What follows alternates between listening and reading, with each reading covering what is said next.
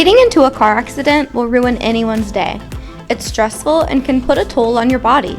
However, there are 7 common car accidents that you can prepare for. The worst type of car accident is a rear-end collision. Try to stay at least 3 seconds behind the car in front of you. Also, try to drive strategically so you don't have to slam on your brakes all of a sudden. Try to park far away from the entrance. Most people won't park far away from the entrance, which means fewer cars around for you to ding your door. Sometimes you can't always prevent windshield damage. However, you can try not to drive too closely behind a truck to prevent this.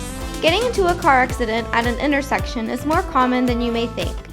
This usually happens when drivers are distracted or are speeding up to try to make it by the red light. Car theft is also something that can be difficult to prepare for. However, you can remove any valuable items from your car and never park in a dark location. Backing out of your driveway or a parking spot at the gym can be a collision waiting to happen. Look twice before reversing and try to back out in a straight line. While you can't always avoid driving in inclement weather, you can at least drive a little slower than normal. You can also purchase a cover for your car to protect it from hail, trees, and sun damage. Ready to shop?